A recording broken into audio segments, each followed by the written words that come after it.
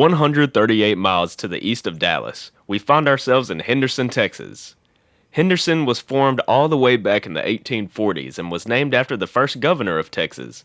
Like many of the towns spread out across the east side of the Lone Star State, there is a plentiful amount of history here, such as this old depot, with a Mopac caboose sitting just outside. Memories of the old International and Great Northern Railway Company and the Missouri Pacific can be seen all through these preserved walls.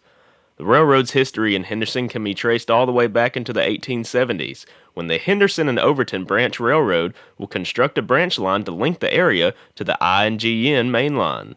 While we'll come back to the history of the railroad in the region, it's also worth noting that the future of Henderson is bright. While the current economic presence is solid, in January of this year a ceremony was held for the future potential of the area. A 300-acre industrial park is in the creation process. The plan is to take advantage of the surplus of companies moving facilities to Texas, and the park will be offering sizes from 1 acre to 40 acres. And who will be there to fulfill any rail services required? Well, that leads us to the reason of me visiting the area. Welcome to the Blacklands Railroad. Today, we will be spending the whole day on the HOB, otherwise known as the Henderson and Overton branch. It is August 12th and we find our locomotives for the day being prepped for the day's work. It's about to get real busy on the HOB. 570 loads of pipe over the course of the next few months will be arriving for a natural gas pipeline. These pipes will start arriving the week after I film this production, but rest assured the odds are great that I'll be back to capture some of those runs. While no pipe loads are in today's agenda, there is plenty of work to be done. Our engineer and also fellow rail fan Mark Labrosi will give us a quick job briefing. Hello everyone, my name is Mark Labrosi. I'm an engineer with the Blacklands Railroad. I've been here for 12 years. I'd like to give everybody today's job briefing. What we have going on today is 3 locomotives. Head eastbound into Henderson, pick up 1 loaded West Fraser lumber car, 3 empty Trinity asphalt empty tank cars, put a train together, head west back to UP Interchange in Henderson, drop those cars off, pick up 16 loaded Trinity asphalt cars, loaded with liquid asphalt, bring those back, spot those in Trinity asphalt. That'll be the day. It's going to be a great day on the railroad. With the final preparations made, LTEX number 3814 leads the trio of motors out towards West Fraser Lumber.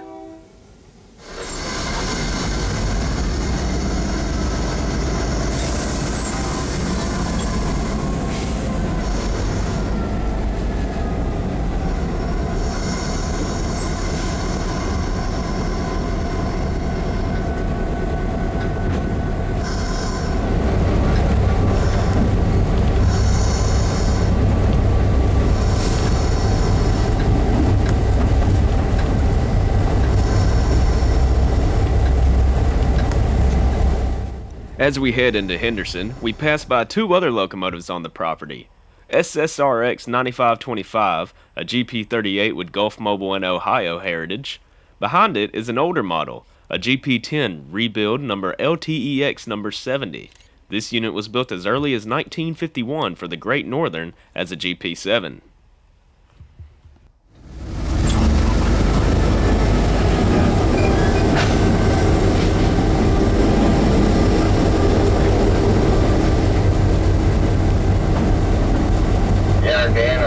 Asphalt would be easier.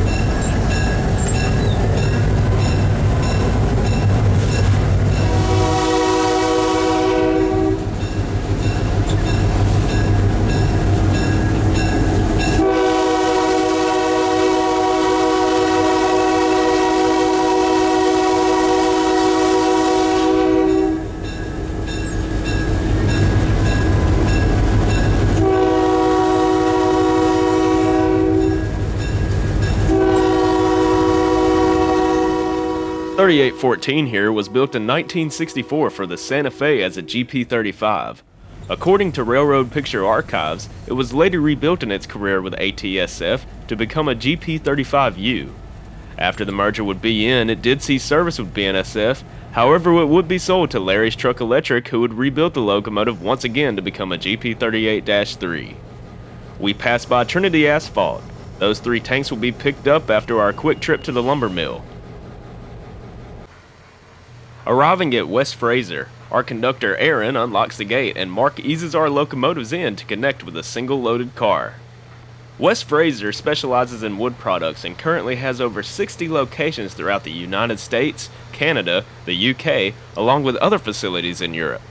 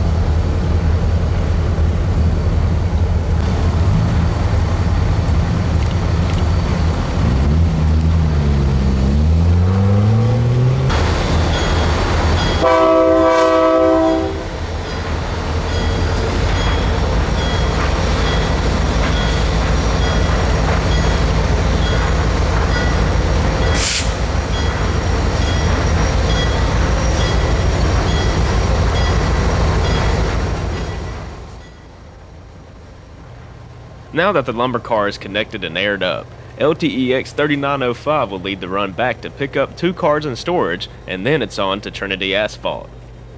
I'm sure you've already noticed that this is not a typical paint scheme for LTEX. The vibrant blue and green paint came from the Baja California shortline railroad that serves between Southern California and the Mexican border. Definitely stands out compared to many other LTEX units. Like 3814, it was built in the mid-1960s for the Santa Fe as a Jeep 35. It was rebuilt twice to become the 38-3 it is today. Here we see 3905 negotiating a tight curve.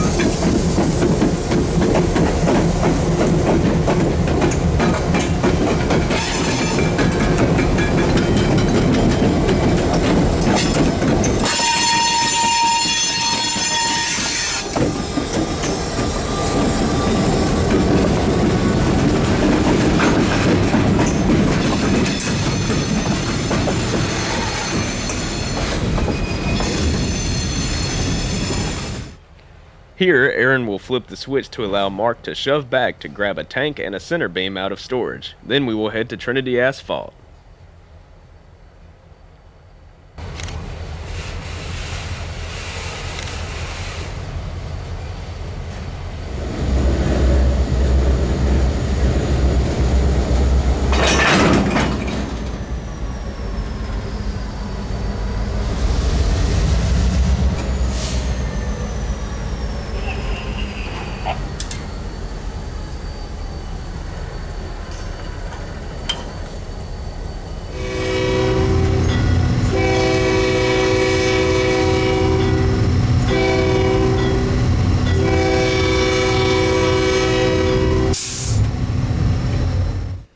At Trinity, the power will drop off the 3 cars behind them and move in to grab these tanks. I want to apologize for some of the extra shakiness than usual. For some reason my tripod was really acting up throughout the day.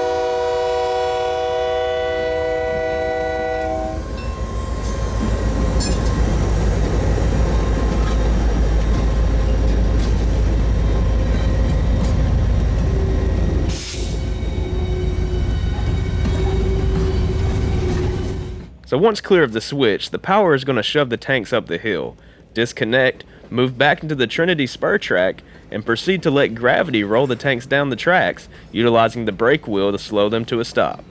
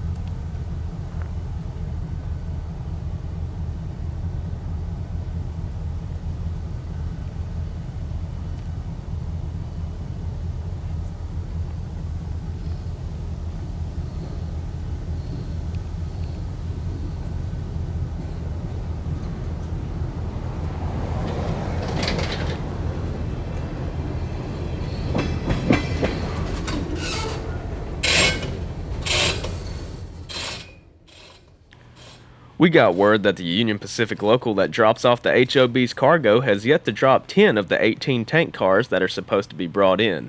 Since the Blacklands only has one interchange track and UP will be dropping them on the opposite side of the 8 tank cars already there, our crew would have to travel to the interchange as light power to pick up the tanks.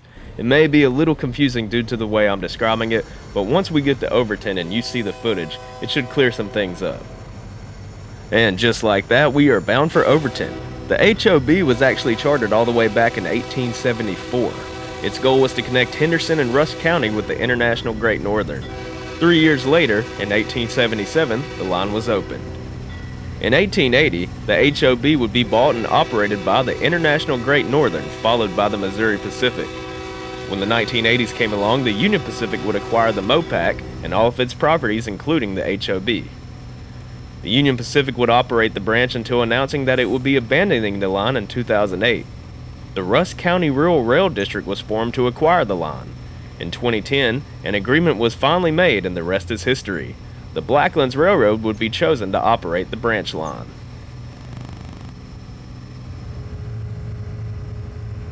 We're coming up on milepost 5.5, or now called milepost trampoline.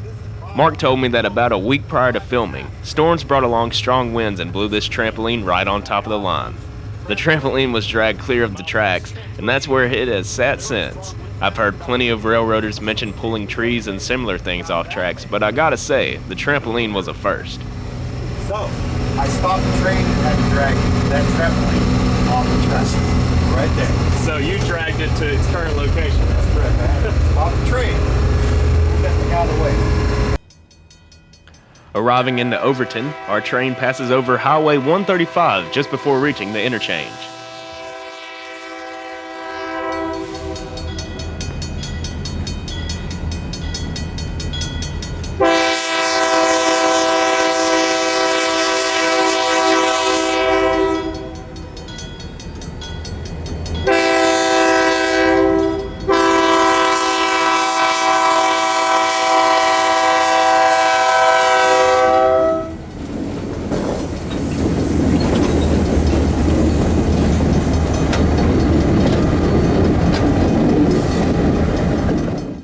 Once at the interchange, number 201 is taken out of the middle of the 38-3s, where it will then head to the south end of the interchange track and grab the 8 tankers already there.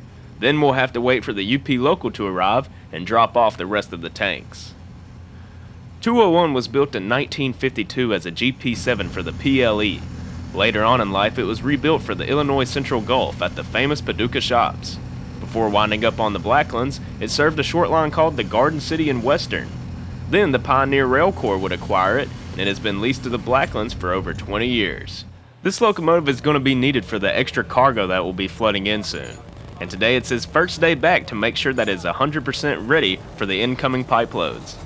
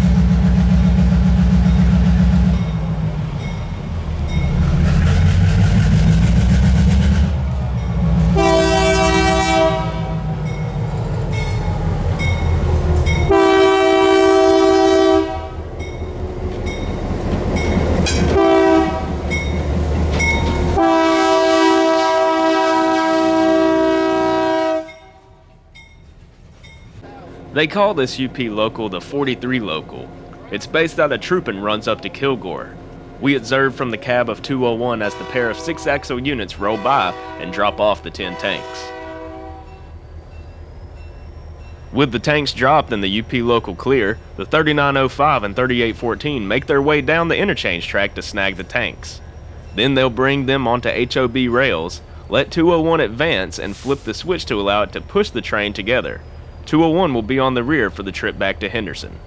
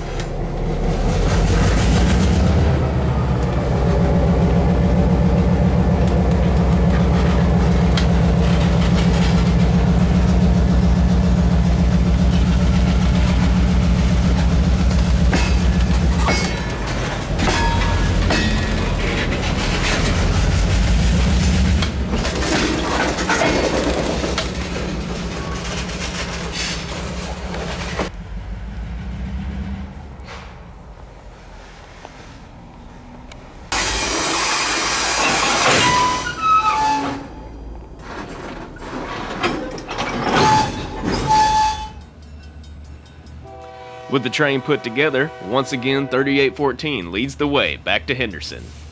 As we head back, I'm going to ease up on the narration to let y'all enjoy some of the raw sounds of railroading, including a clip where the Jeeps run at Notch 8.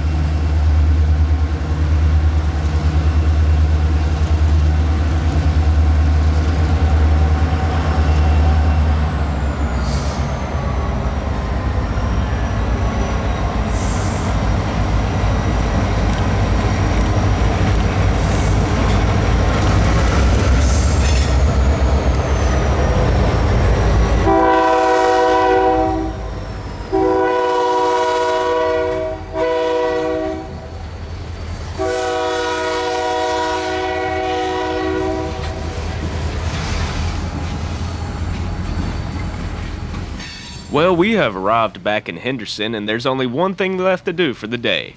201 is going to be taken off the rear, and the crew of the HOB will spot all 18 tanks in the Trinity asphalt.